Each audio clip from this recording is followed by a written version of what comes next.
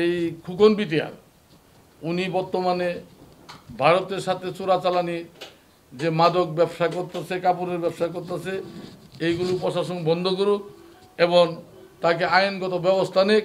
সে যেন আমার এই পরিবারের উপর এবং আমার উপর কোনো ধরনের ক্ষয়ক্ষতি করতে না পারে, আমরা যাতে সুখ শান্তিতে বসবাস করতে পারি।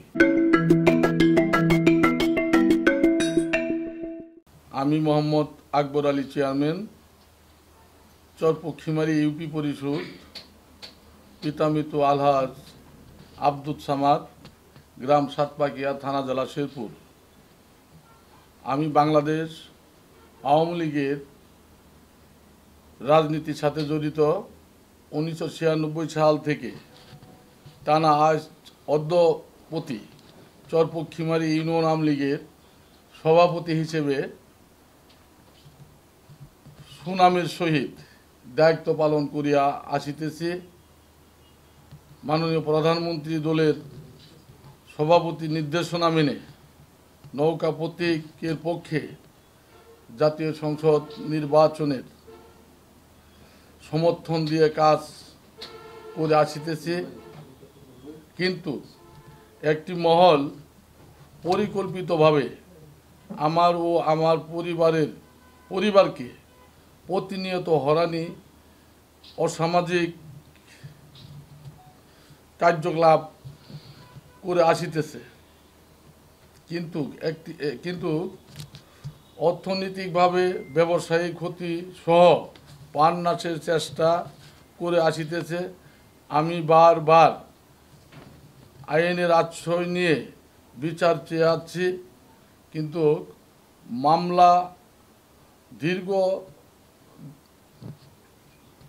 মামলায় দীর্ঘদিন সুযোগে ও আইনের ফুঁকে সে বের হয়ে বারবার আমাদের ক্ষতির চেষ্টা চালিয়ে যাচ্ছে।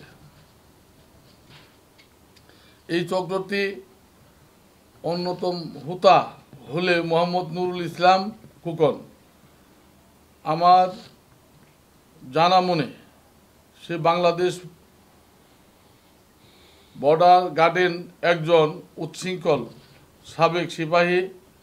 বর্ডারের গুরুত্বপূর্ণ অবদান রাখায় বিটিআর দিবসে মাননীয় প্রধানমন্ত্রী তাকে সম্মাননা দেন। প্রধানমন্ত্রীর সাথে সেই ছবি তার জীবনের মূল পাল্টিয়ে দেয়। তারপর থেকে শুরু হয় তার অনৈতিক কার্যকলাপ, অশৃঙ্খলা ও অর্থনৈতিক কর্মকাণ্ডের জন্য পরে চাকরিচ্যুত হয়ে পড়ে মূল পাল্টিয়ে যায়। তারপর থেকে শুরু হয় তার চোরাচালান চক্র ও ডাকাতি দলের সদস্য। তার চক্রের বেশ কয়েকজন সদস্য নানান সময়ে বিজেপি থেকে চাকরিচ্যুত হওয়া, দেশের বিভিন্ন গুরুত্বপূর্ণ সীমান্তে এলাকায় চাকরি করার সুবাদে সীমান্তে অরক্ষিত ও দুর্বল এলাকাগুলো ব্যবহার করে বর্তমানে সে পাথর কয়লা ব্যবসার আড়ালে পড়ে তুলেছেন মাদক ব্যবসা। তার রয়েছে একাধিক পাসপোর্ট। সে সকালে ভারতে থাকে, বিকেলে বাংলাদেশে থাকে।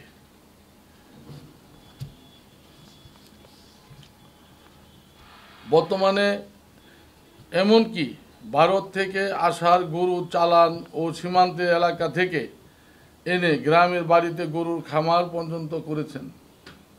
ভারতীয় কাপড়ের ট্রাক চালান লুট করে এলাকায় জাকাত দেন। অভিযোগ এলাকার মানুষের মুখে মুখে। এর আগে সে বঙ্গবন্ধু সেতুর উপর থেকে ভারতীয় কাপড় বোঝাই কোটি টাকার চালান ছিনতাই করেন। সেই মামলার সে সহ তার চক্রের বেশ কয়েকজন জেল খাটেন। ভারতীয় চোরা কারবারির অংশ হিসাবে সে নেত্রকোনা জেলা ভারতীয় কাপড় গাড়ির টাওয়ার সহ পুলিশের হাতে আটক হয়ে জেল খাটেন। এছাড়া আমার ব্যবসায়ী ভাই ব্যাংকে টাকা জমা দেওয়ার সময় চোখে মুখে মরিচের গুঁড়া দিয়ে তার চক্রটি ৩৫ লক্ষ টাকা ছিনিয়ে নেয়। সেই মামলা সে সহ তার চক্রটি জেল খাটেন। এছাড়া সে অনেকেই হত্যার উদ্দেশ্যে আমাকে প্রকাশ্যে দিবালুকে ছুরির আঘাত করেন। এছাড়া আমাকে হত্যার উদ্দেশ্যে আমার উপর ট্রাক উঠিয়ে দেওয়ার চেষ্টা করে ব্যর্থ হন। আমার দলে তার দলের সাঙ্গপাঙ্গ সর্বোচ্চ ২৬টি পর্যন্ত মামলা রয়েছে। এছাড়াও তারা দেশে বড় ধরনের অপকর্ম করে ভারতে গিয়ে আত্মগোপন করেন। তার সাথে গ্রেপ্তারকৃত এখনও কয়েকজন ভারতে আছেন এবং বাকি বাংলাদেশের বিভিন্ন জায়গায় বসবাস করিতেছেন। বর্তমানে সে চোরা কারবারি টাকা সম্রাট তৈরি করে বিভিন্ন ডিআইজির সাথে কৌশলে দেখা করে তাদের ছবি ফেসবুকে দেয়, আর সে ছবি দেখিয়ে মানুষকে ভয় দেখা। সেই ছবির মধ্যে স্বরাষ্ট্রমন্ত্রী, ডিআইজি, সাবেক সচিব সাহেব, হুইপ, বর্তমান এমপি সহ আরও বিভিন্ন ভিআইপি রয়েছে। তার অবৈধ টাকা সে প্রভাবে বিশিষ্টজনের সাথে ছবি ব্যবহার করে নিজেকে ডন প্রমাণ করে বিভিন্ন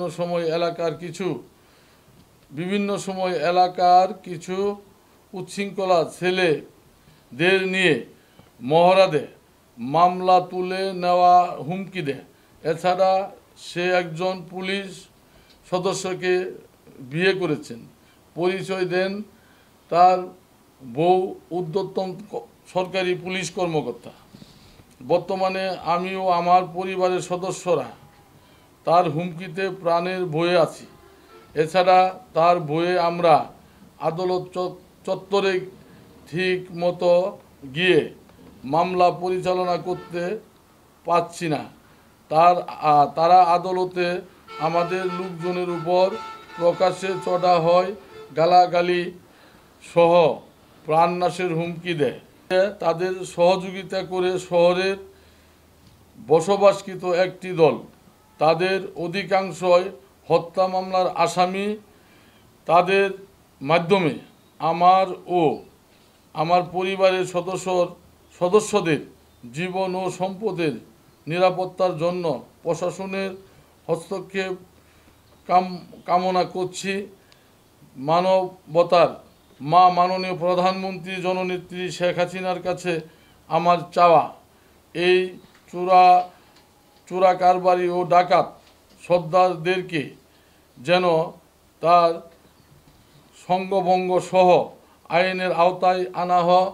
বর্তমানে মাননীয় প্রধানমন্ত্রী জননেত্রী শেখ হাসিনা এই বাংলাদেশের সমস্ত সন্ত্রাস মুক্ত করেছেন।